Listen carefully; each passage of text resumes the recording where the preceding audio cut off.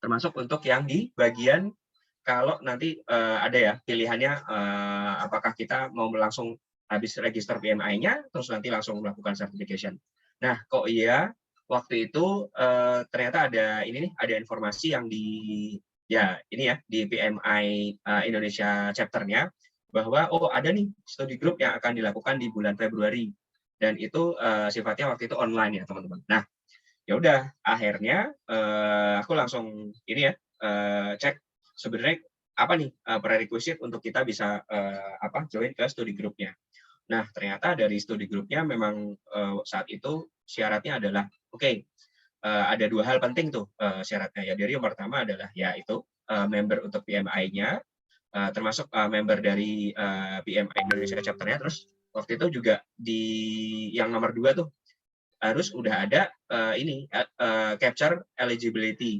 Nah, untuk yang dramanya di situ saat awal-awal ya memang harus ini ya prepare bahwa yang kita kalau udah register ke PMI itu udah sampai eligible nih, sampai udah dapat apa ya kita bisa bilangnya eligible ID-nya seperti itu sih.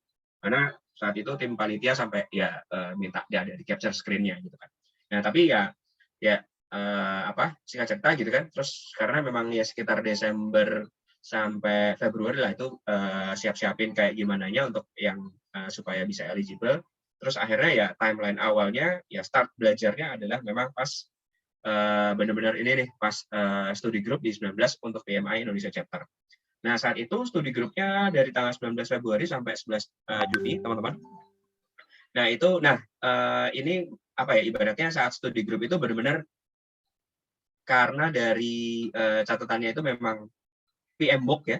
Kalau yang kita tahu mungkin ya kalau dari teman-teman mungkin ada yang pernah dengar yang namanya PMBOK gitu ya, Project Management Body of Knowledge. Nah, itu yang versi 6 teman-teman, yang saat itu dibahas oleh para mentor, diskusinya juga di sana gitu ya, dengan kita kupas tuh PMBOK 6 kalau untuk dalam preparation PMP exam tuh seperti apa nih. Nah, itu digodok dari Februari sampai Juni. Kalau di situ kan tanggalnya adalah 19 Februari sampai 11 Juni. Nah, itu tuh mulai diskusi kayak sebenarnya prosesnya seperti apa, 49 proses segala macam gitu ya, dari 49 proses untuk project management. Nah, terus di selama diskusi itu juga dikasih beberapa ya tips nanti seperti apa tuh untuk baca soal, terus analisa soalnya, termasuk cara kalau kita mau jatuhnya bukan mengaplikasi, jatuhnya untuk dengan setiap teori yang ada di PMBOK itu ya, kan pasti teorinya banyak banget tuh, apalagi bukunya tebel banget gitu kan.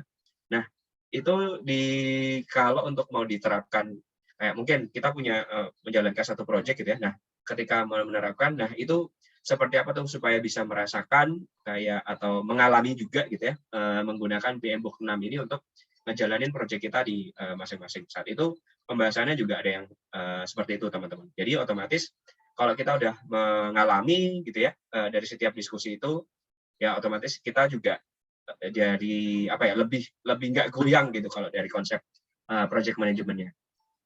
Nah, terus makanya dari Februari sampai Juni berarti berapa bulan? Februari, Maret, April, Mei, Juni. Nah, sekitar 5 bulan. Memang itu dramanya ya kita harus bangun pagi setiap Sabtu gitu ya. Sama kayak sekarang. Itu ya mungkin teman-teman yang sudah merasakan juga minta senyumnya gitu ya.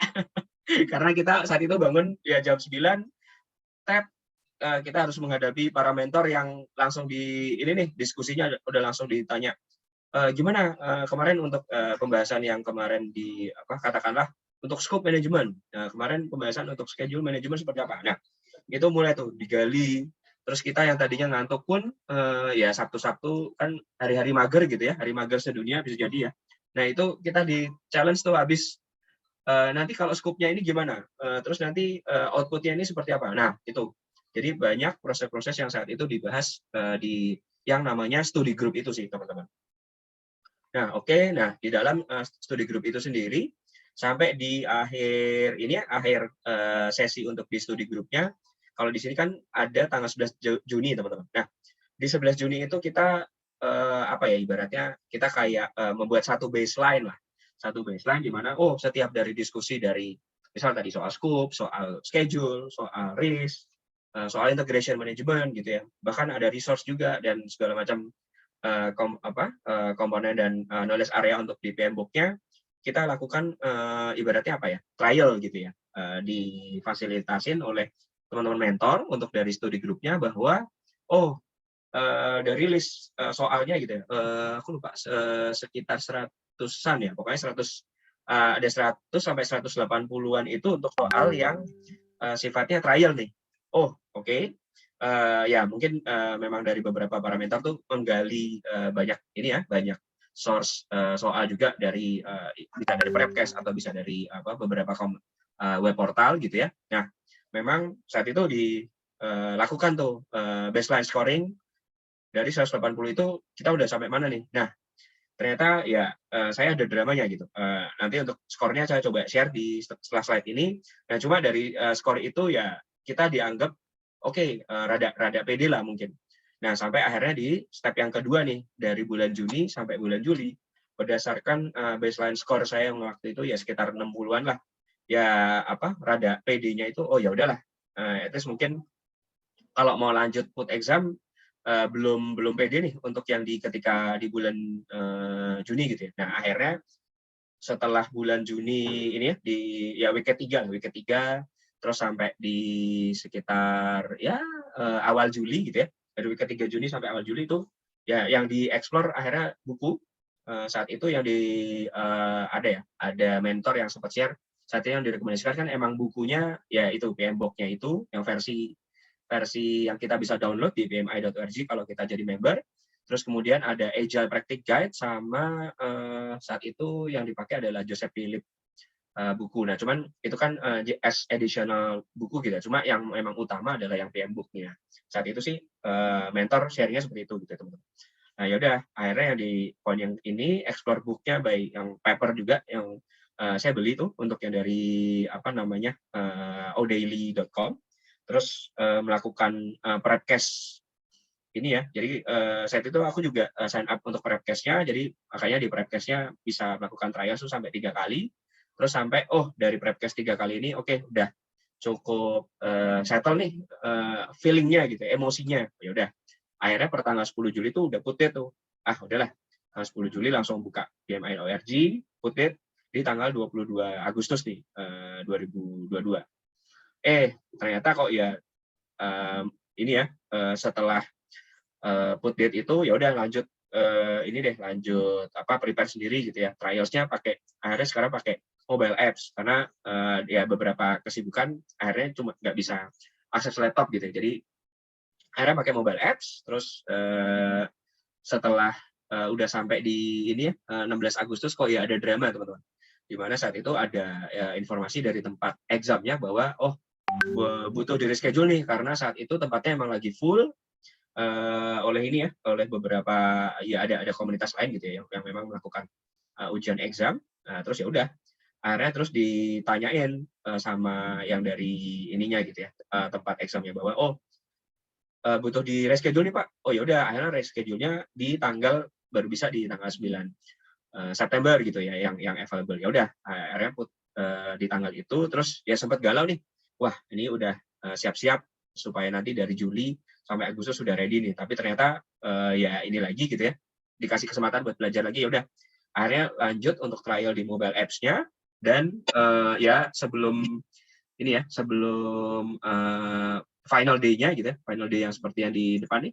The day gitu ya, 9 September itu trial Prepcast 1 kali lagi. Gitu sih. Nah, kalau soal skornya seperti ini teman-teman. Saat itu tuh dari bulan Juni ya, yang benar-benar baseline, nah itu naik turunnya seperti yang di depan, benar-benar polemik ya. Jadi pertama baseline itu ketika studi group itu 69, terus trial lagi di bulan Juli, awal Juli itu 66, terus ya mulai belajar lagi gitu ya, untuk yang habis 66 itu ya udah ternyata naik nih jadi 75. Nah, terus habis dapat skor 75 itu terus ada beberapa coba discuss sama teman-teman menti yang lain yang dari studi group itu dari komunitasnya. Gimana nih apakah emang teman-teman pada put date-nya terus pada ujiannya situasinya kayak apa gitu ya. Nah, ternyata ada beberapa yang sharing nih, kayak salah satunya Pak Welly juga gitu ya, di mana beliau itu ketika ujian sekitar di jam 10-an, jam 11-an. Nah, coba dilakukan ujiannya adalah dengan sesuai jam yang sama dengan exam. Oke, akhirnya dicobalah ya hari Minggu gitu ya, coba untuk dijalani nih ketika di jam 10 atau ya saat itu jam 10.30 tes.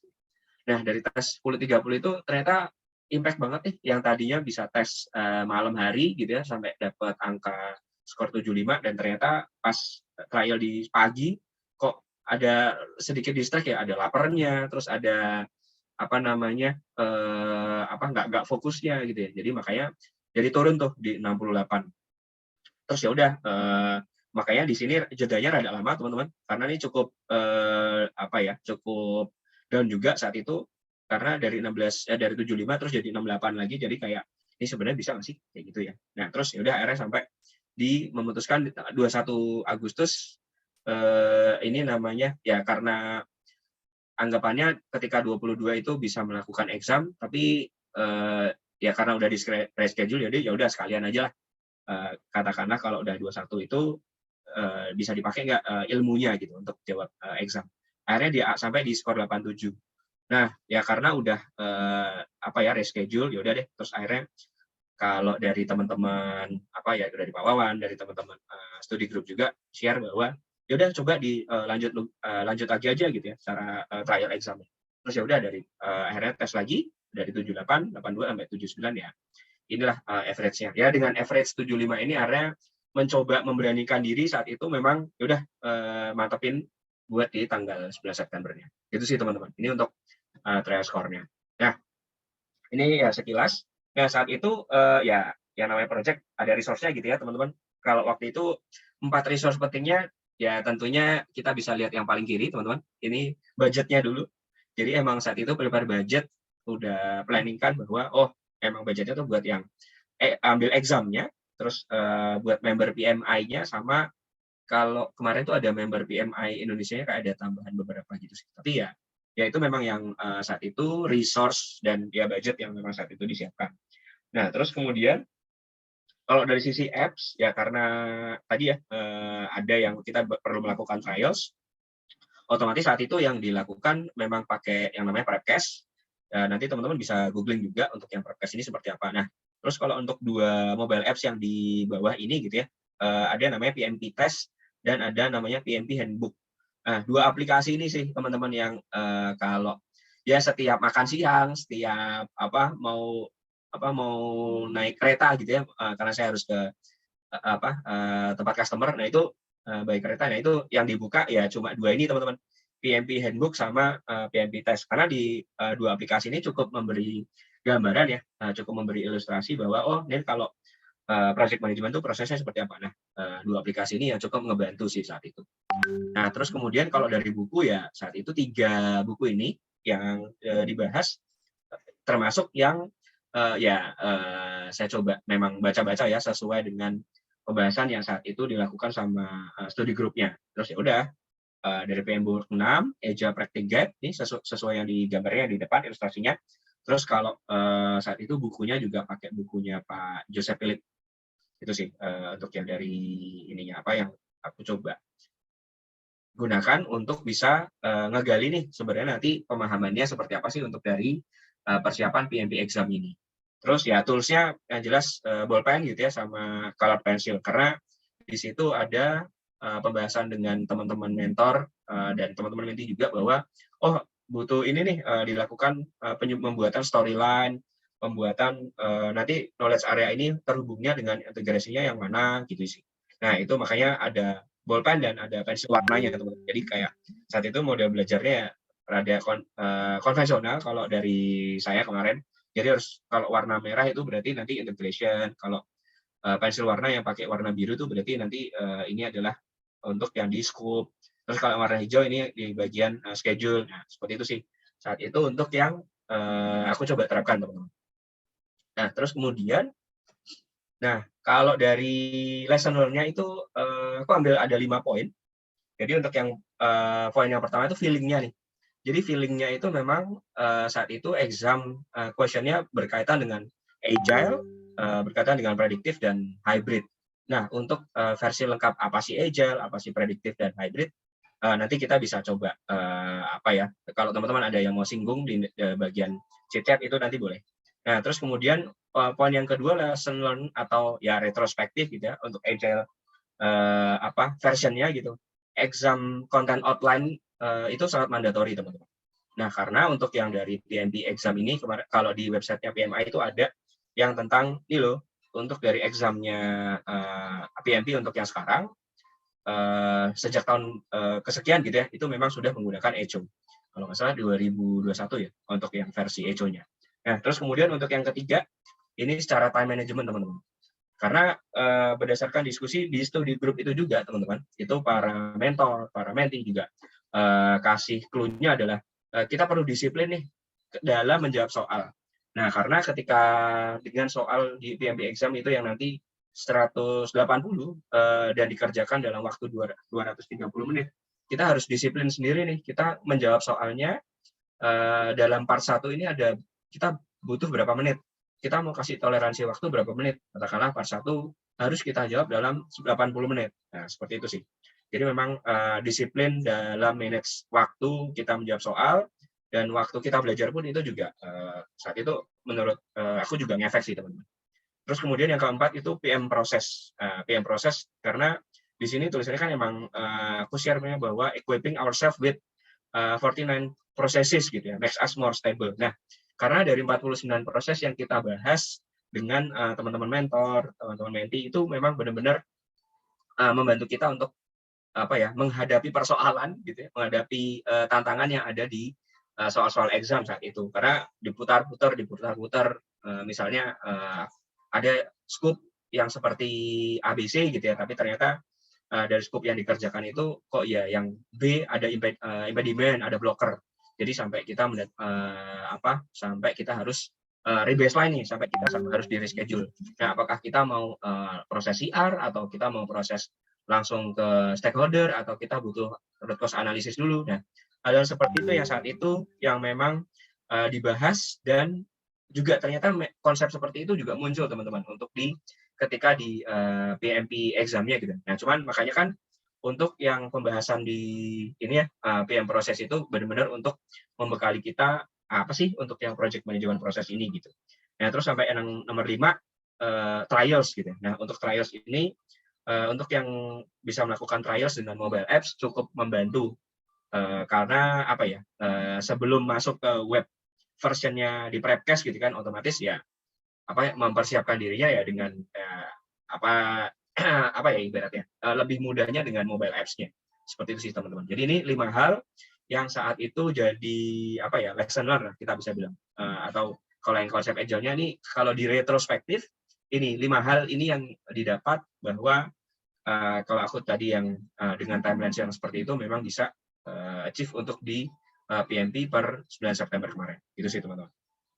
Nah, kalau secara sekilas ini yang tadi sempat aku singgung ya beberapa kali bahwa ini loh 49 prosesnya seperti apa, inilah table yang memang apa ya ibaratnya jadi peta gitu ya, table yang jadi peta bahwa ini loh dari knowledge area yang di sebelah kiri gitu ya, ada integration, ada scope, terus ada schedule, cost, quality, resource, communication, risk, procurement, dan stakeholder.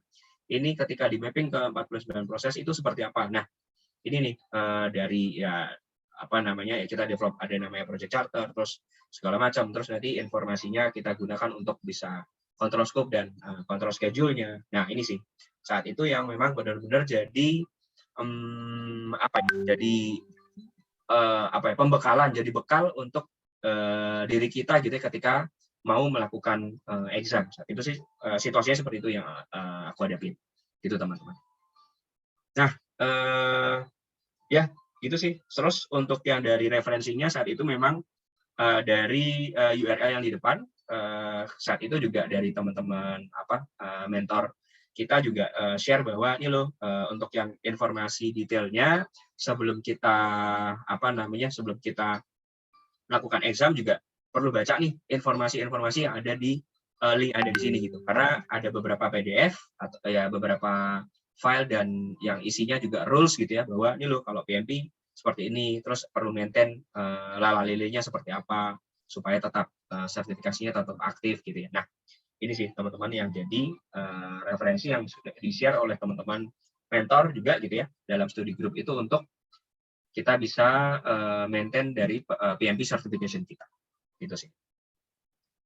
Ya, so far itu teman-teman. Ya ini untuk yang kalau ada pembahasan, ada yang mau chat, diskusi, monggo, karena dari aku terus dari teman-teman community studi group yang lain kita bisa bahas bareng sih teman-teman. Oke, terima kasih banyak Pak Andreas untuk sharingnya. Oh, ini juga ya, ada dramanya juga ya. Iya, ada dramanya. Baik teman-teman, kalau ada yang mau bertanya boleh bisa di chat atau unmute sendiri. Kalau mau bisa. Sambil menunggu teman-teman nih, Pak Andreas, saya pengen tahu nih, mungkin teman-teman yang lain juga pada pengen tahu kayaknya ya. Sejak lulus PMP ini udah dapet tawaran belum nih? Ya, itu yang paling seru soalnya kan. Oh ya, itu yang paling seru ya. Udah beberapa ya, 4-5 lah. Wih, luar biasa. Wah, keren. 4-5 ya, itu selalu mesti embel-embelnya, Bapak kemarin gini-gini. Oh ya. Selalu ditanyainnya soal ini ya, PMP Bapak gini-gini gitu ya. Pasti ada embel-embel itunya gitu. Kalau pasti ya tahu lah ya, headhunter lah ya. Benar. Oh, iyalah kan, karena kan kalau ambil sertifikasi harus, kalau buat saya sih harus ada ini ya, impact-nya ya. Iya, betul. Keren lah, bagus lah kalau langsung ada ininya, tawaran. Serunya Baik, sih itu serunya. Ini udah ada pertanyaan dari Bu Niken Sanitias. Oh. Trial Prepcast itu bisa didapat di mana saja, Pak? Terima kasih. Oh, nah, kalau trial prepcast itu, aku coba stop share. Trialnya ya.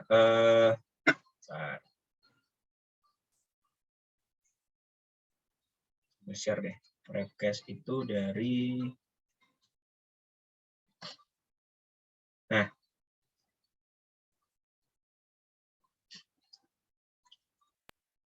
Nah, ini saat itu prepcast-nya ambil dari sini. Nah, ini sih teman-teman. Jadi, karena kan di sini ya ini ya, saat itu yang dilihat juga sama ini ada diskonnya gitu. Nah, karena ini saat itu kita di studi group itu ya bertujuh apa berdelapan gitu. Akhirnya kita patungan nih untuk yang ya memang buat satu akun yang memang bisa kita register di buat prepcast.com ini gitu. Project management prepcast.com. Terus makanya ya udah nanti kita pakai, mungkin saat itu pakai kredit cardnya siapa gitu, kayak Pak Wawan atau Pak Weli dulu, lupa ya, yang penting terus kita patungan gitu, terus untuk bisa ya ini nih kita bisa bareng-bareng untuk pakai di prepcast-nya untuk Wisya Trial, karena memang ini lumayan nih dari harganya kan emang di $99 saat itu ya, akhirnya untuk yang dari kita bisa melakukan prepcast dengan akses di web ini gitu sih. Aku coba share deh di sini.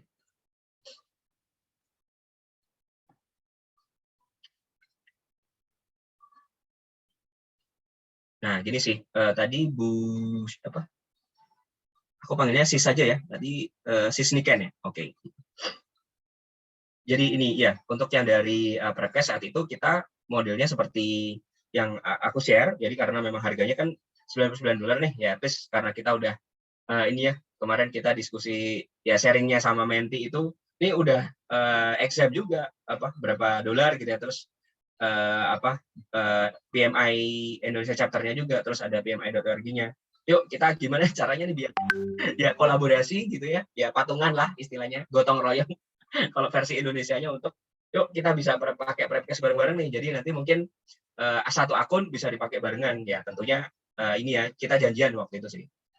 Karena dengan ya pinjam kartu kreditnya Pak Weli, jadi mungkin Pak Weli jalan duluan saat itu exam simulatornya gitu ya Pak Weli ya. Kita ininya lah ada gantiannya kayak gitu sih. Thank you. Sip.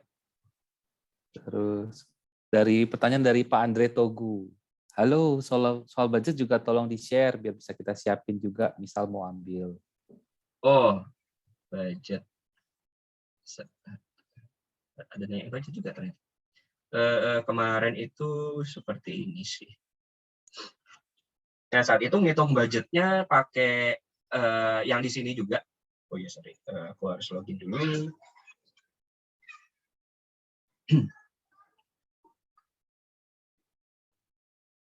Budgetnya mungkin sama dengan CAPS janji jiwa berapa gitu ya. Bentar. Ya, saat itu. Nah, saat itu ngeceknya dari sini, teman-teman. Jadi kalau kita udah register as membernya pmi.org gitu kan kita sign up dulu ya. Terus habis sign up itu kita biasanya bisa ngitung untuk di ini nih. Misal kita mau ngecek dari budget kalau kita nanti mau sertifikasi gitu ya. Nah, karena untuk yang kemarin itu sertifikasinya, nah kita bisa lihat di sini nih bahwa dari mana ya? Ini ada certification, kita bisa pilih. Terus kemudian dari certification-nya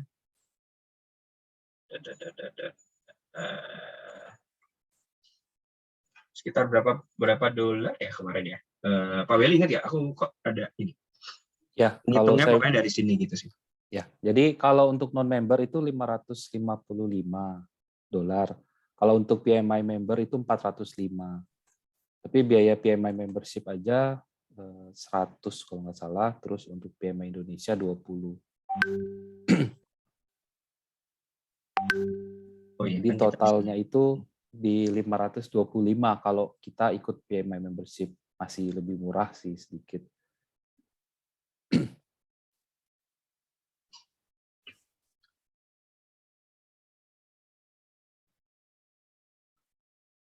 Iya, 505 yang tadi.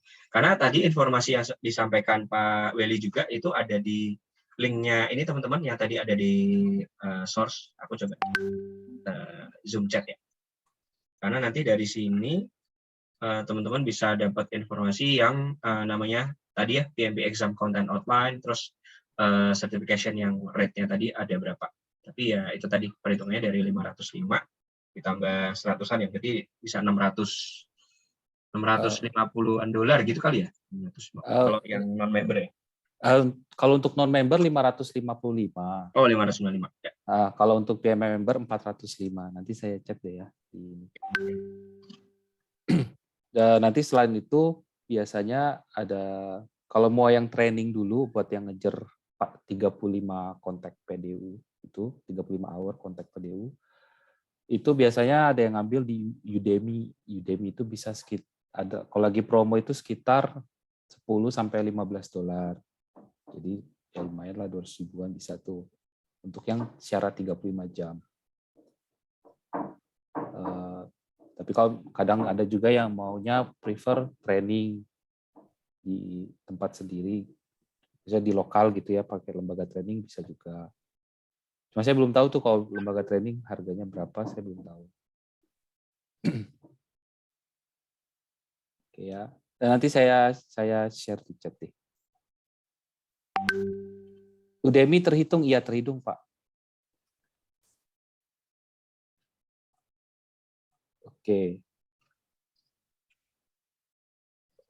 Pertanyaan berikutnya untuk dari Bu Mira nih, seberapa besar manfaat yang Mas Andreas rasakan dari study group dibanding belajar sendiri? Waduh, Bu Mira. Ini sobat sohib menti juga ini, Bu Mira. Itu angkatan. Kalau yang kalau yang kemarin dirasakan banget itu ini sih, ada dua hal. Yang pertama jadi mindset proses project manajemennya benar-benar impact. Nah, terus ya kalau yang kedua, nah untuk mengaplikasikannya tuh jadi kayak punya panduan gitu dari hasil diskusinya. Karena saat ini aku terlibatnya kan di project hybrid ya, agile sama waterfall tuh digabung gitu. Terus jadi kayak tahu transisinya tuh kayak gimana. Karena saat itu pembahasannya sama mentor, sama menti pun juga ada yang menyinggung ke sana. Jadi kayak dapat bocoran lah. Ini tuh kalau seperti ini di pas project harus bersikap seperti apa. Nah, kayak gitu sih. Itu benar-benar efek dari pas ikut di studi grupnya dan mengaplikasikannya dari yang kita hasil lulus di PMP exam. Jadi justru kayak ini di project itu jadi kayak ini harus bisa terbukti nih bahwa kalau udah dapat certification, udah certified gitu ya, ayo dibuktikan di project bentuknya kayak gimana gitu sih. Tantangannya justru kayak gitu yang dirasakan sih Bu Mira. Ya, terima kasih Mas Andreas. Siap. Baik. Pertanyaan berikutnya, tadi Pak Rido menanyakan boleh di-share detail budgetnya untuk dapat certification, tadi udah dijawab ya. Ya. Terus Udemy terhitung ya jamnya dari Pak Albert. Ya terhitung kan untuk syarat apply PMP-nya ya terhitung. Terus dari Bu Niken lagi nih, setelah join Indonesia chapter payment dan bisa login untuk join study group, apakah sudah ada field formnya langsung di PMI Indo untuk join SG? Dan bagaimana kita tahu aplikasi untuk join SG sudah berhasil atau bisa bergabung? Oke, Bu Niken, ini terkait SG PMI Indonesia chapter ya? Iya Pak, betul. Oke. Karena saya rencananya memang mungkin habis training ini mau langsung join Indonesian chapter dan untuk join SG-nya langsung dalam waktu dekat gitu Pak. Oke, kalau setahu saya untuk SG Indonesia chapter yang angkatan 20, kalau kemarin terakhir itu yang Pak Andreas ikutin bareng saya itu kita itu 19, SG 19 kita bilangnya. Untuk SG 20 belum ada jadwalnya Bu, sementara kita masih menunggu dari Board Education-nya PMI Indonesia. Oh, berarti memang dari dari sananya ya Pak. Saya sempat waktu itu sempat DM sih infonya sih di antara akhir September atau di Oktober gitu sih Pak. Tapi untuk lebih jelasnya nanti di update lagi sih di web atau IG-nya gitu. Iya, nanti biasanya mereka akan update di LinkedIn-nya PMI Indonesia. Kebetulan kita ada Ketua Angkatan SG19 yang juga menjadi Ketua Panitia SG20 nantinya nih. Ada Bu Mira. Bu Mira masih online ya? Ya, Mas Wali. Ya, silakan Bu. Barangkali ada bisa ditambahkan Bu. Oh, Bu Mira kayaknya yang pernah sempat saya WA di waktu itu juga. Ya, Bu Niken nih temannya Pak Tony ya? Iya betul. Ya. Takut kelewat aja Bu. Semangat banget nih. Iya dipantau aja terus sosmednya ya, karena kita juga sementara ini masih nunggu info dari Board of Edu-nya PMI Indonesia chapter. Okay. Tapi sambil menunggu itu Ibu bisa pakai referensi atau resources yang diinfokan Mas Andreas di sini untuk mulai prepare, karena sebenarnya di study group itu juga mentees itu diharapkan aktif gitu. Jadi mentor itu ketika ada sesi gitu ya dengan kita, mereka pasti harapannya kita sudah sudah belajar dulu chapter yang akan dibahas di saat itu dan sudah prepare. Misalnya kalau ada pertanyaan apa gitu. Jadi bukan one way, tapi lebih ke keaktifan dari mentee itu sangat diharapkan. Jadi kalau misalnya Ibu sekarang masih nunggu jadwal study group, ya gunakan itu untuk prepare dan menyelesaikan yang 35 contact hours-nya itu, karena itu juga prasyarat untuk prerequisite ikut exam ya, dan ikut study group juga itu termasuk persyaratan seperti yang diinfokan Mas Andreas tadi. Sudah dapat eligibility ID-nya dari PMI. Iya, sudah sih Bu. Sudah dapat. Udah siap sekali. Alhamdulillah. Wih, mantap. Semangat. Oke, noted Bu Mira, terima kasih infonya.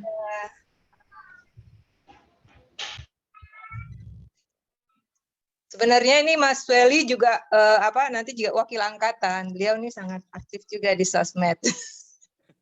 Ya nanti ikut di study group 20 juga, dan mungkin teman-teman yang ada di sini juga Mas Andreas, Pak Pur. Kita semua insya Allah nanti ikut terlibat di study group 20. Ya. Oke, siap. Silakan Mas. Oke. Ya, jadi saya ingin menambahkan aja nih, maksudnya biar nggak rancu.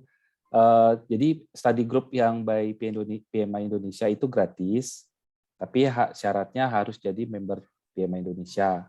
Membernya lewat PMI Store tadi. Nah, cuman berhubung kita kan dapat masukan juga nih dari beberapa kawan lain gitu ya, yang tidak ikut SG19 kemarin, pada mulai nanya nih. Nah, itu kalau misalnya SG20 belum tahu, ada nggak yang cepet, ya kan, mereka minta referensi atau gimana kadang-kadang. Nah, silakan Pak Andreas nih.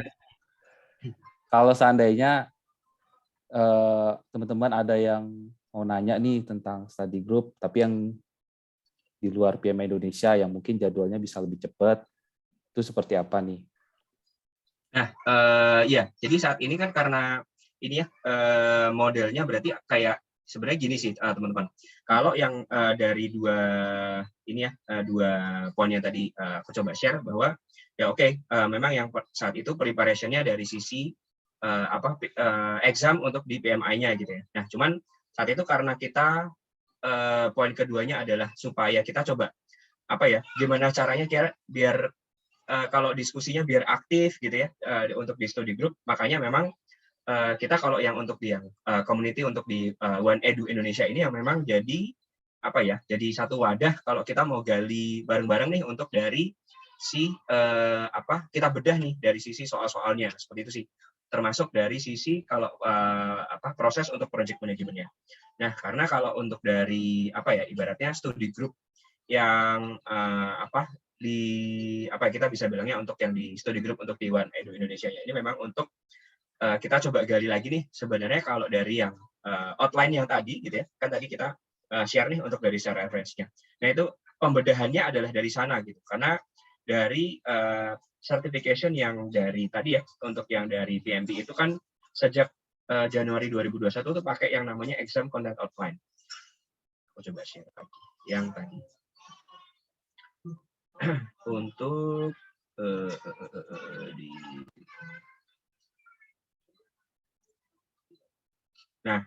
sini. Nah, untuk dari yang PMP exam content outline-nya ini kan kalau dilihat, nah ini ada beberapa ibaratnya kita bisa bilang ada beberapa domain lah.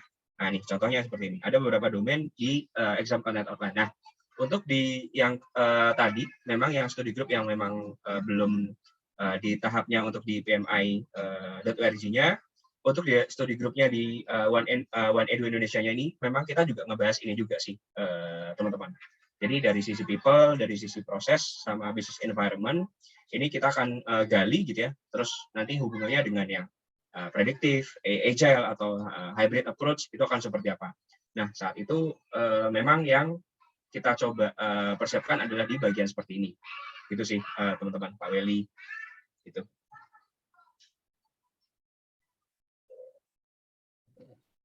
Oke.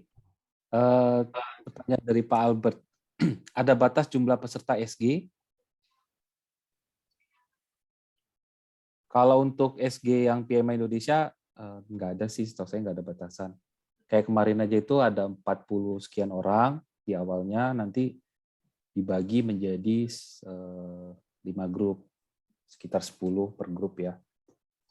Cuman nanti di tengah jalan biasanya setelah beberapa minggu dari 40 jadi yang benar-benar aktif itu jadi cuma 30-an. Kemudian dari Pak Stephen, menambahkan nih mengenai batasan jumlah peserta SG untuk PMI Indonesia. Ya, biasanya sih dibatasi juga ya jumlahnya. Mungkin berkenan dengan banyaknya menti atau partisipan yang tertarik ikut.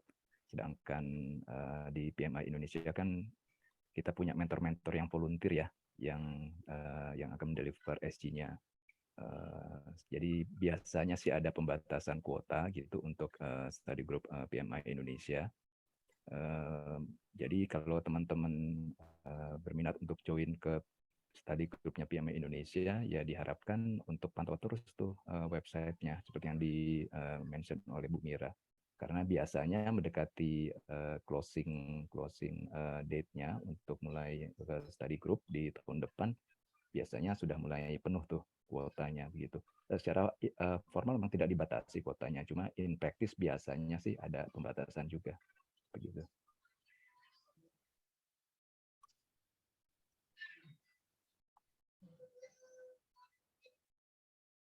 Oke, thank you Pak Heru. Kemudian dari Pak Steven, 35 hours di Udemy itu adakah list course yang baiknya diambil supaya tidak melebar dan salah sasaran? Kalau Udemy sih yang penting dia ada tulisannya 35 PDU gitu Pak. PMP exam 35 PDU. Nah, ini Nah, kalau cari di Google ininya sih, kita googling aja untuk Udemy PMP 35 hours course gitu. Jadi nanti di sini banyak sih untuk dari Udemy-nya kayak apa. Karena ya biasanya untuk dari yang informasi course dari sini ya sesuai sama yang udah disiapin sama si trainer Udemy-nya. Itu kayak gitu sih. Kalau untuk yang 35 video-nya ya. Ya, saya juga termasuk yang saat itu untuk memenuhi 35 videonya juga pakai ini nih Udemy. Ya, sedikit tambahan aja mengenai 35 video ini yang sebagai requirement untuk take examnya PMP. Sebenarnya nggak mesti dari Udemy ya, karena in practically ada beberapa training center yang eligible gitu untuk mendeliver video, walaupun secara formal tidak di-mention-nya bahwa itu eligible untuk 35 videonya untuk exam preparation, untuk exam registration maksud saya.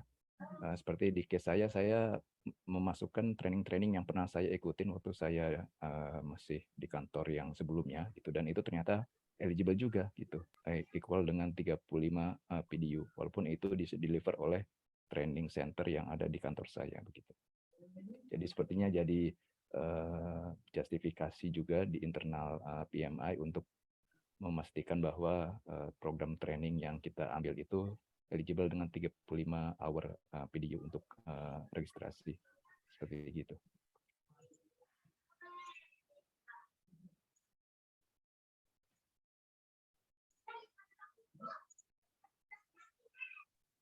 Oke, thank you sharing ya Pak Hero. Ya, saya juga gitu sih, training PM, bukan PMP sih sebenarnya, waktu itu training PM, itu udah 5 tahun yang lalu. Itu pun trainingnya in-house. Tapi waktu saya apply untuk PMP exam registration, diakui sih memang. Ya, kayaknya sih memang mereka tuh lebih ke, ya supaya orang yang daftar itu memang sudah tahu dulu lah gitu, minimal sudah pernah ada trainingnya.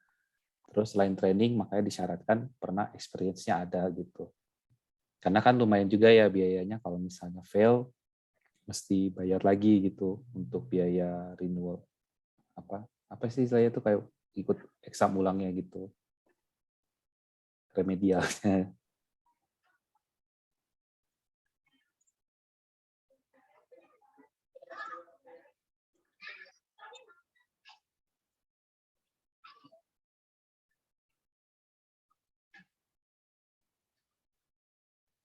Oke, ada pertanyaan lagi nggak nih? Kita masih menunggu, silakan kalau ada yang mau ditanyakan. Halo pagi Mas Andreas, Mas Eli. Pagi. Ya, saya mau tanya untuk materinya, kalau tadi di slide-nya Mas Andreas itu studi grupnya sekitar 4 bulanan ya, Mas ya, atau lebih.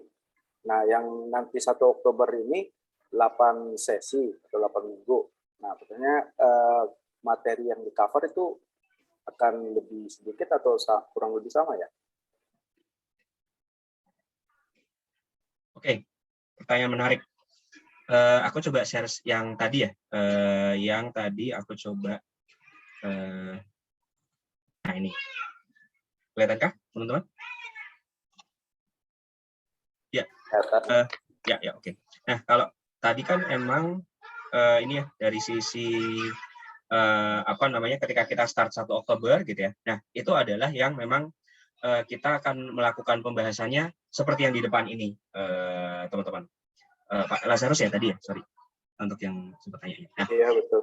ya, nah inilah yang memang yang akan dibahas dari yang 49 proses ini, dimappingkan dengan tadi tuh referensi yang hubungannya sama exam content outline.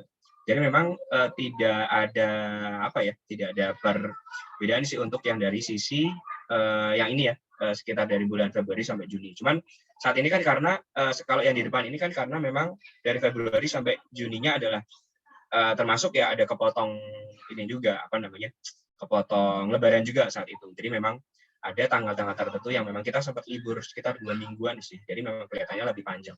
Cuma kalau untuk yang tadi untuk menjawab pertanyaan adalah memang 49 proses ini dan beberapa poin tentang exam content outline, tentang agile, predictive, dan hybrid itu yang akan kita bahas ketika start di tanggal 1 Oktober.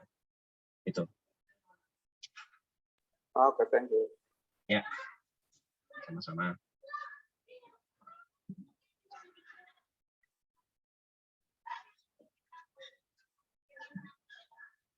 Ada lagi mungkin pertanyaan nanti sebenarnya penasarannya seperti apa sih ketika nanti kita di 1 Oktober gitu teman-teman. Itu juga boleh ya kalau ada pertanyaan.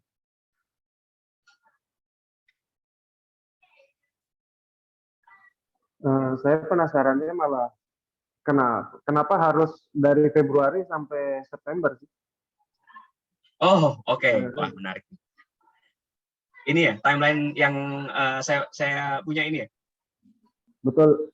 Oh, oke. Nah, penasaran karena saat itu kan dari Februari sampai September saya mengumpulkan ini nih feeling keberaniannya. Karena jujur saat itu untuk mengambil PMP exam itu keberaniannya harus dipupuk dulu saat itu, Pak. Nah, kalau untuk saya tipe orang yang memang rada kayak mesin diesel gitu. Jadi harus ada dari Februari sampai Juni harus belajar dulu kayak kuliah gitu ya. Saya ada tulis-tulis sesuatu.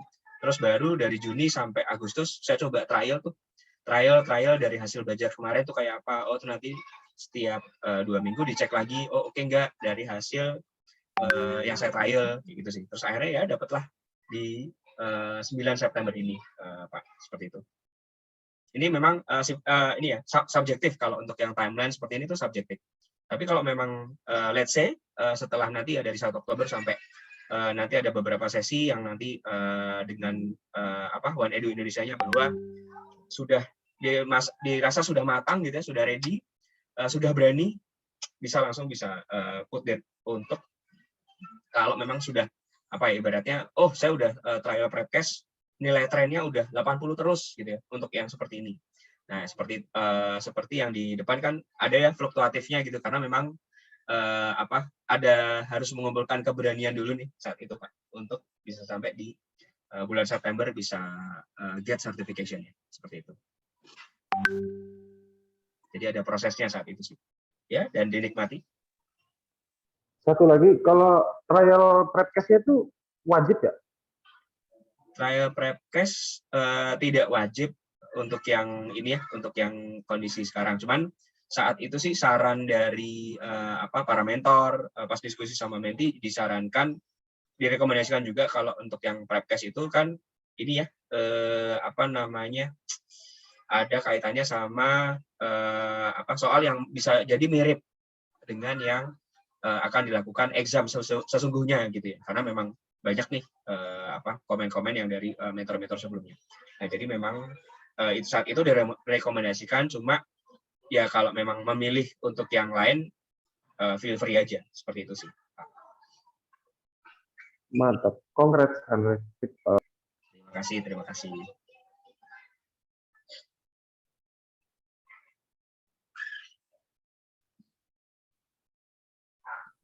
Oke, dari Pak Hero atau Pak Purwedi mungkin ada masukan ke Pak Vidi terkait persiapan ataupun terkait prepcast tadi misalnya.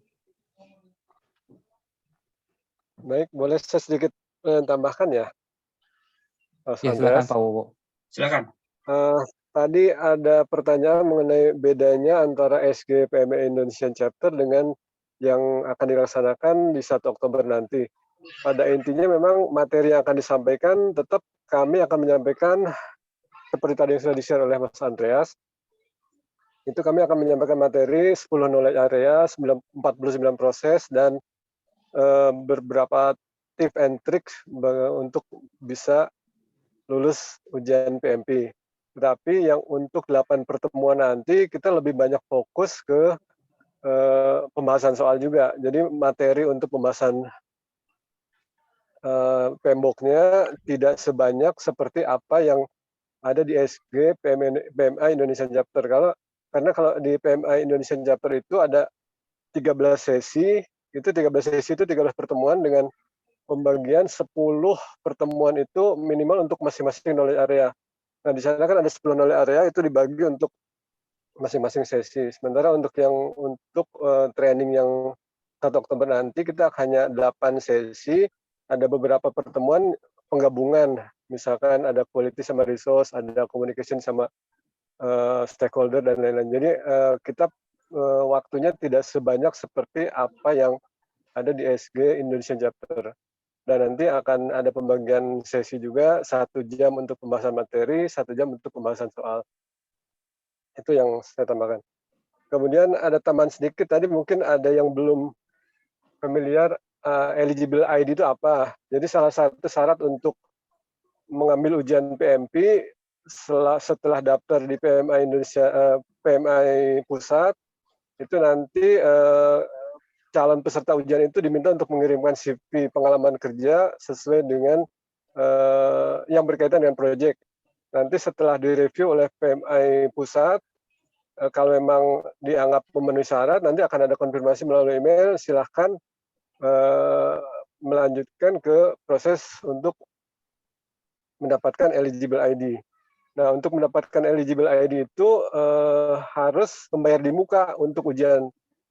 Jadi begitu kita sudah membayar uang ujian yang sekitar 500 tadi, itu kita akan mendapatkan eligible ID.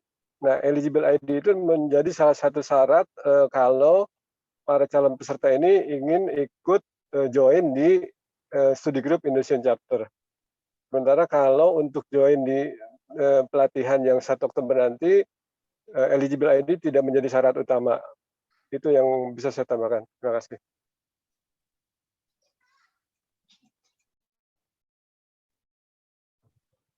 Pak, boleh saya tanya? Bukan tanya sih, pengen tahu CV seperti apa yang bagus untuk disubmit ke PMI gitu loh Pak. Soalnya beberapa kali itu malah di reject.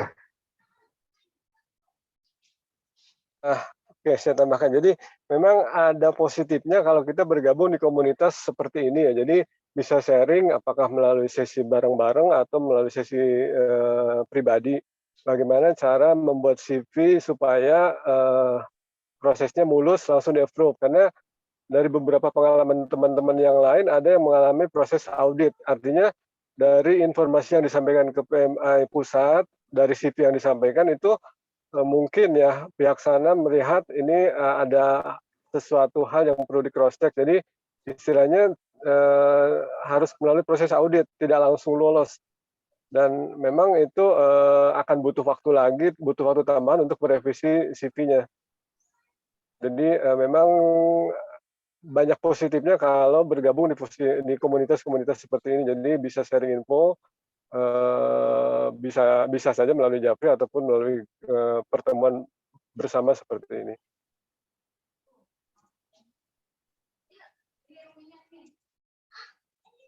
Thank you Pak. Nanti saya Japri ya Pak. Silakan Pak.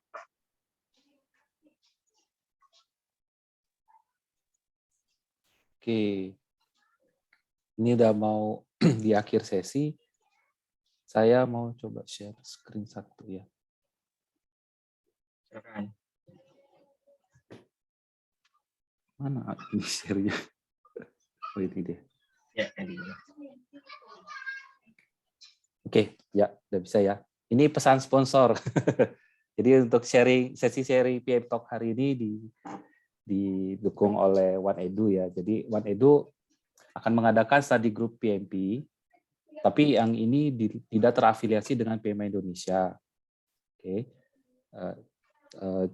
Para mentor-mentornya dan panitia ya berasal dari orang-orang yang sudah tersertifikasi PMP.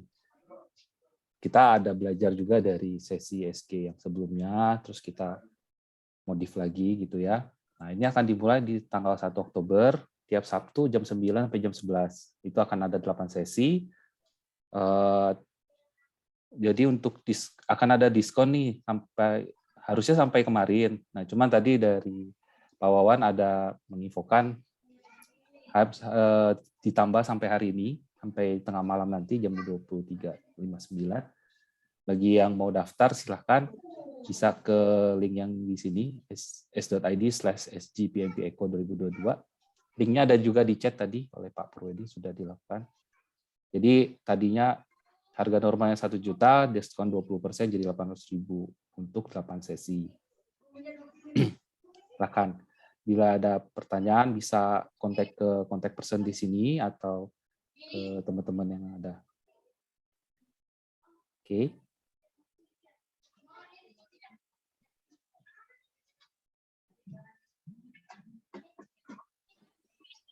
Mau nanya sebentar, boleh? Boleh.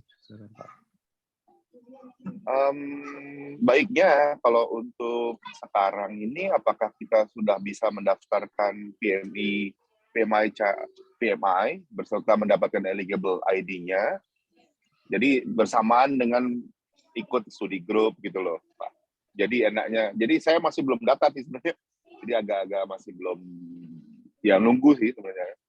Nunggu advice gimana enaknya. Makasih. Ya, silakan Pak Andreas atau Pak Wo. Oke.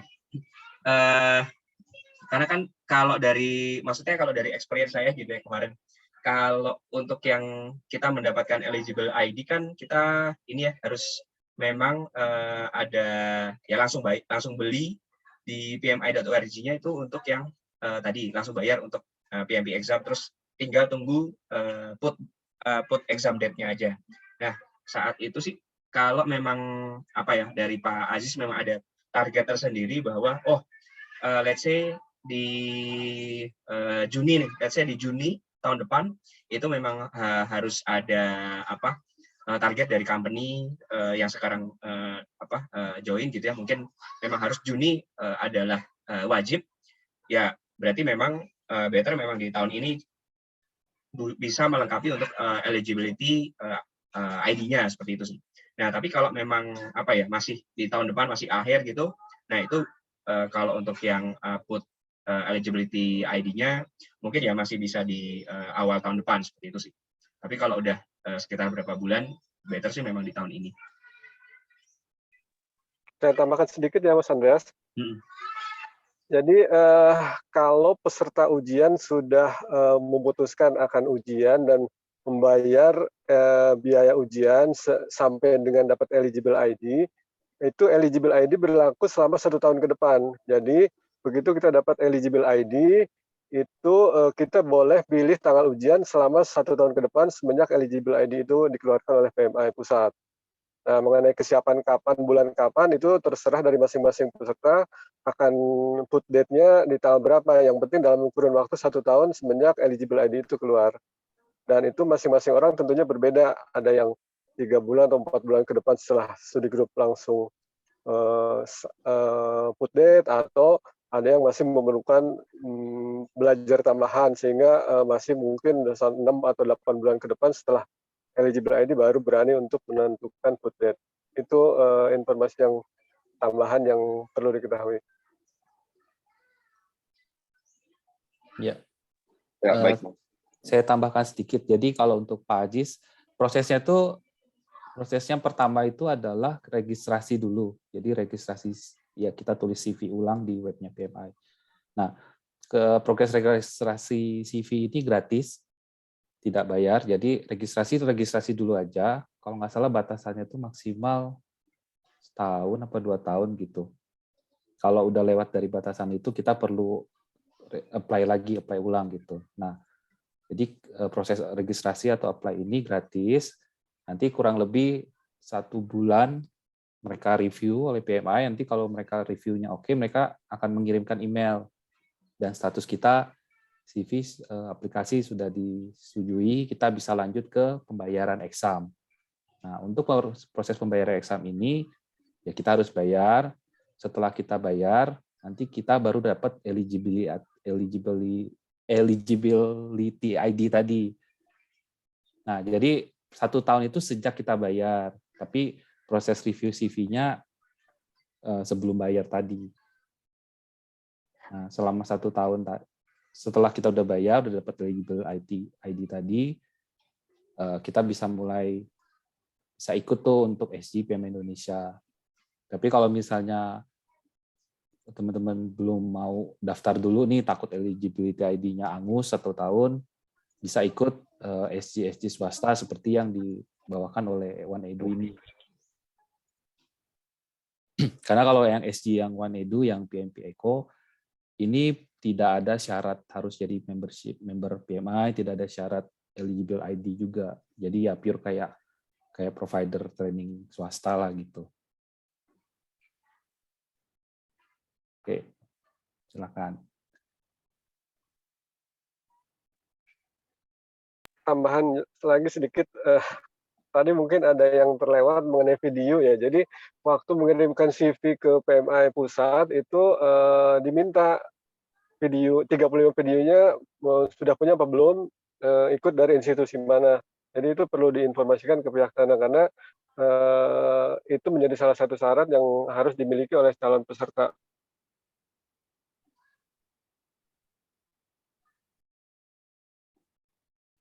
Iya.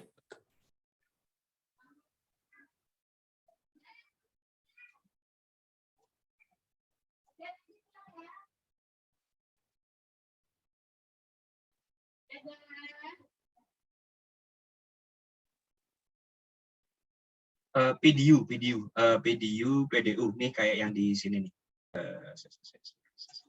PDU tadi. Nah ini untuk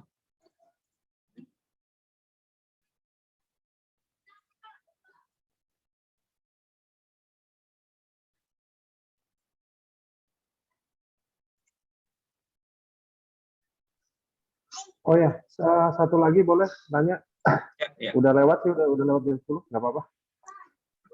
Lanjut. Ya. Ini untuk CV itu tuh kita submitnya hanya pada saat kita sebagai project manager atau full pada saat kita terlibat dengan project-project. Kan kita nggak selalu jadi project manager ya. Maksudnya di situ kadang kita jadi deployer, ada yang jadi transisi kayak gitu-gitu. Apakah hanya CV yang pada saat kita jadi project manajernya aja?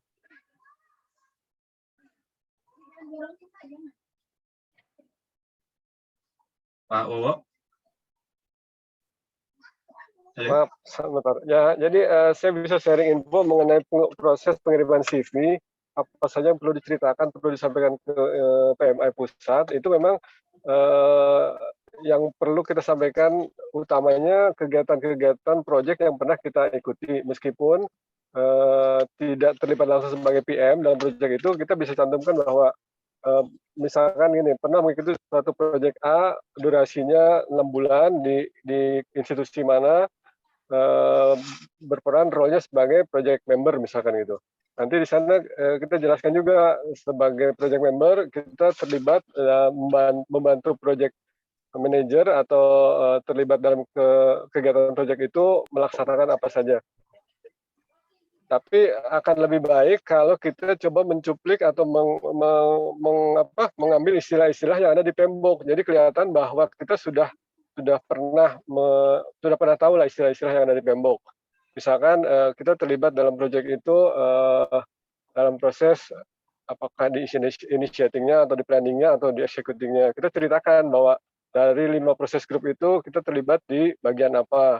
Kemudian kalau lebih spesifik lagi misalkan kita terlibat di salah satu knowledge area-nya, misalkan kita kalau kebetulan bagian HR misalnya terlibat di bagian resource manajemennya, atau kalau di bagian procurement ceritakan terlibat di bagian procurement prosesnya seperti apa. Itu hal-hal itu akan lebih meyakinkan pihak yang memeriksa CV bahwa oh ini ternyata yang bersangkutan memang sudah terbiasa dengan istilah-istilah proyek. Terima kasih, Pak. Baik, ada pertanyaan nih dari Pak Steven.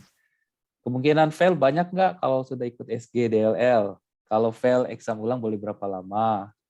Terus berapa lama setelah exam pertama? Terus biayanya tetap yang $405 itu. Silakan nih, teman-teman.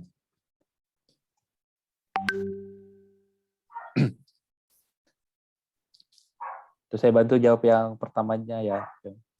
Jadi kalau kemungkinan fail itu ada, kalau setahu saya ya, kalau itu sekitar 40-60% tuh fail di percobaan pertama. Cuman salah satu faktor yang diduga menjadi penyebabnya fail adalah karena mereka nggak aktif benar-benar gitu, nggak full immerse di program SG-nya gitu. Karena kalau kita lihat nih orang-orang yang aktif di SG, ketika SG ya mereka ketika dikasih tugas ngerjain tugas, ketika sesi mereka aktif bertanya, ketika diminta bikin presentasi mereka ikut terlibat aktif waktu bikin presentasi di masing-masing grupnya. Jadi ketika mereka jadi ketika mereka exam ya mereka lulus gitu. Kalau yang saya amati secara pribadi sih ada yang nggak lulus itu di percobaan pertama, yaitu satu mereka memang nggak aktif di SG, nggak mengikuti program yang sesuai gitu ya. Terus yang kedua itu mayoritas tuh karena salah pilih bahasa ketika exam. Jadi mereka kurang pede dengan bahasa Inggris, jadinya mereka milih waktu exam mereka pilihnya yang bahasa Indonesia, sehingga time manajemennya berantakan. Karena ketika persiapan SG itu kan ketika presentasi materinya kan pakai bahasa Inggris walaupun dibawakan secara bahasa Indonesia. Terus ketika exam, latihan, mock up test, trial itu pakai bahasa Inggris. Tapi ketika ujian pakai bahasa Indonesia mereka malah kaget jadinya, jadi time manajemennya jadi berantakan ketika exam. Itu kemarin ada yang fail-nya gara-gara itu. Terus silakan Pak Andreas, kalau terkait ini bisa dibantu terkait berapa lama boleh ambil exam ulang, lalu biayanya berapa kalau exam ulang? Kalau dari yang konten outline ini kan dia ini ya, kalau untuk yang dari di sini oh iya ini. Kalau di sini kok di sini ada certification. Nah ini. Jadi kalau untuk yang syarat certification yang tadi itu kan kita bisa lihat di sini ya, ada Bu. Nah ini ada untuk certification PMP-nya.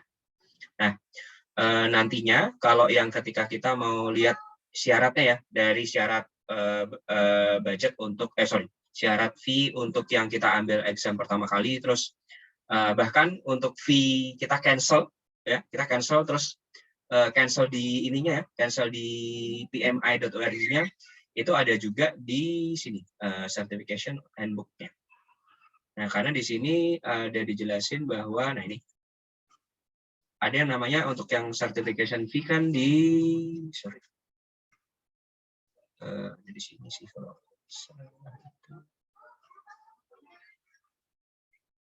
bentar.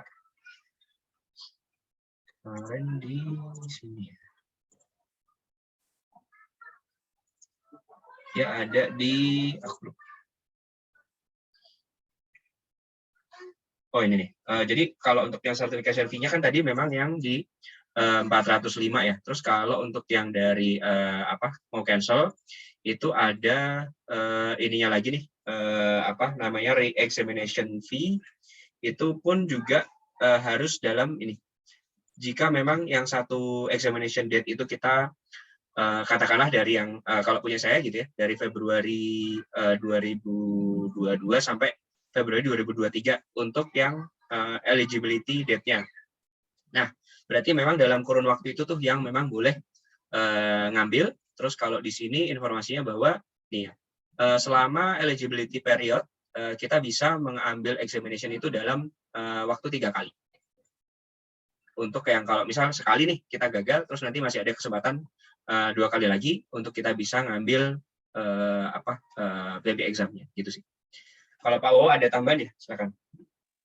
Saya tambahkan sedikit ya. Jadi kalau dibaca ada sih sebetulnya informasi di sana, cuma lebih mudah dicerna kalau saya sampaikan langsung. Jadi ujian pertama itu biayanya full. Kalau gagal mau ujian kedua, ketiga dan berikutnya, keempat atau berikutnya ya, itu biayanya separuh dari biaya awal. Kemudian kalau dalam 1 tahun itu peserta hanya diperbolehkan gagal sampai 3 kali. Kalau misalkan ujian pertama di bulan Oktober misalkan, gagal. Kemudian penasaran mau ujian lagi di bulan Desember, ternyata gagal. Kemudian masih penasaran, ujian lagi di bulan Maret, gagal juga. Nah itu artinya kan sudah 3 kali gagal dalam kurun waktu kurang dari 1 tahun ya. Selama masih eligible ID-nya berlaku. Nanti ada ketentuan dari PMI pusat bahwa kalau 3 kali gagal itu harus di-freeze dulu 1 tahun. Tidak boleh langsung ujian bulan berikutnya yang keempat. Itu tidak diperkenakan. Ada aturan main seperti itu di sana. Dan memang informasi gagal ujian PMP itu bukan sesuatu hal yang luar biasa, karena itu justru suatu hal yang biasa. Karena justru yang langsung lulus 1 kali itu yang boleh dibilang ya itu agak luar biasa. Tapi kalau belakangan ini saya lihat selama teman-teman yang ikut serius di studi group betul-betul mengikuti secara konsisten, itu peluang kelulusannya itu yang saya perhatikan di atas 80% itu lulus. Kalau memang rajin sesuai dengan mengikuti sesuai dengan apa yang disampaikan selama studi grup, apa yang disarankan oleh para mentor diikuti, itu dari pengalaman yang saya lihat ya itu di atas 80% peserta SG itu lulus PMP.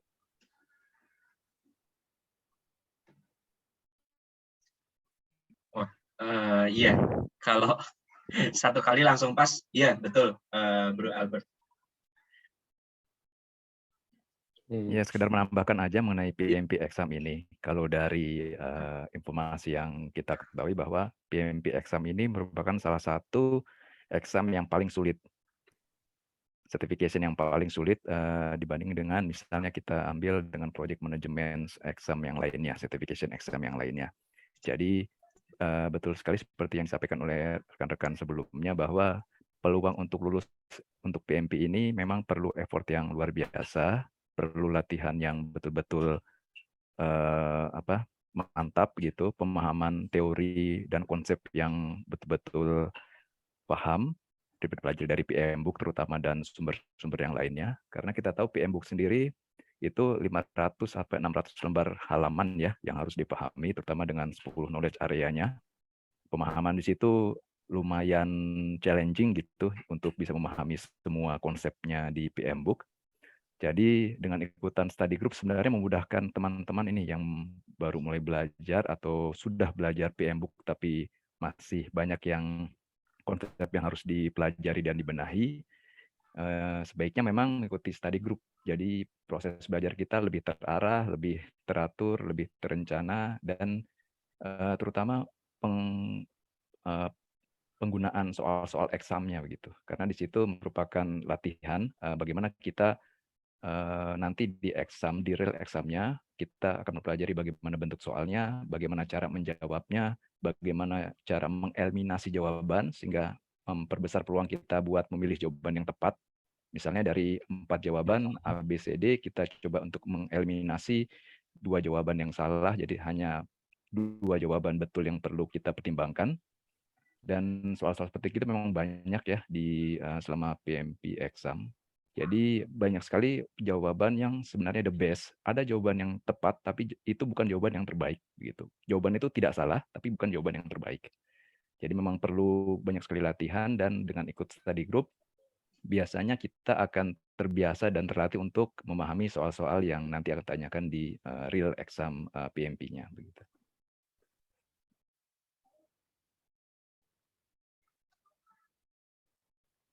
Baik, mantap. Terima kasih banyak tambahannya Pak Heru. Baik, ini udah 10.20 nih. Pertanyaan terakhir ya dari Ibu Niken ya. Untuk soal-soal eksam saat ini atau yang kemarin Bapak ikuti, apakah dominan masih dari PMBOK 6 atau sudah 7? Terima kasih. Nah, kalau yang kemarin dirasakan itu benar-benar yang ini, PMBOK 6 plus ini ya, PMBOK 6 plus Agile Practice Guide ini benar-benar kerasanya materinya kebanyakan pertanyaannya kebanyakan nempel ke 2 buku yang tadi gitu. Dari PMBOK 6 sama yang Agile Practice Guide.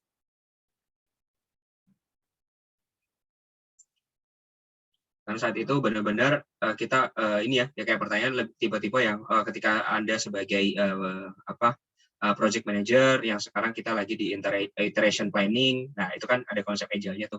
Nah itu nanti apakah perlu invite stakeholder gitu-gitu. Terus ada juga yang ketika ada ini namanya, ketika ada satu project, nah ini apakah nanti langsung diskusi dengan product owner atau apakah langsung dengan tim development atau bahkan harus langsung invite dari customer-nya. Nah, yang hal seperti itu sih yang saat itu sempat ditanyakan pas exam. Jadi memang gabungan dari yang PMBOK 6 sama Agile Practice Guide kalau yang saya rasakan kemarin. Oke, terima kasih Pak. Ya. Baik,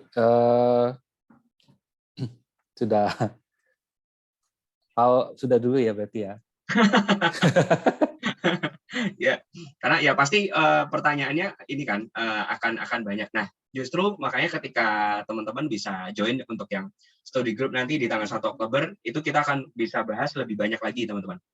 Karena kan dari yang dari yang nanti memang kita bahas di study group ECO 2022 base gitu ya. Ini memang yang ketika kita 1 Oktober ada sesi-sesi yang kita membahas nih yang tadi sempat disebutkan sama Pak Heru juga bahwa nanti ada pilihan yang the best atau pilihan yang bahkan yang bisa dikatakan agak nyaru gitu ya tanda kutip. Nah itu seperti apa tuh pembahasannya?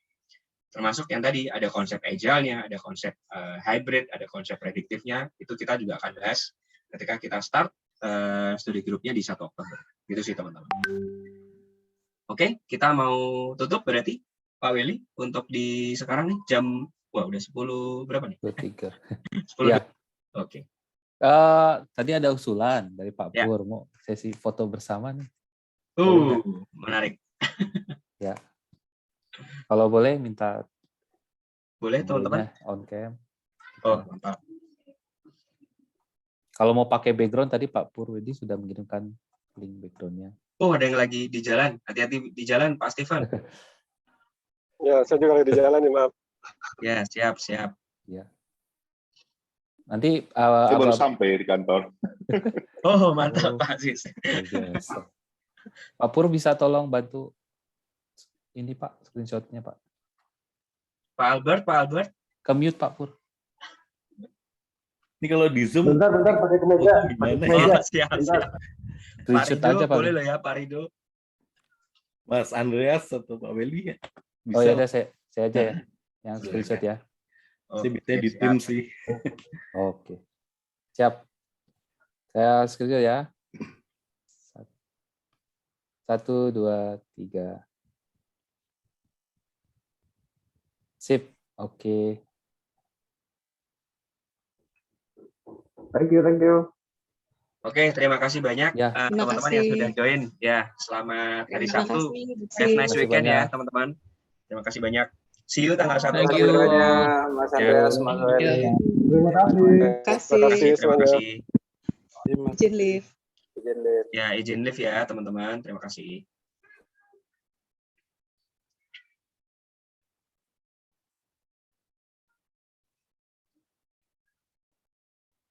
Ya, boleh di end aja Pak Andreas.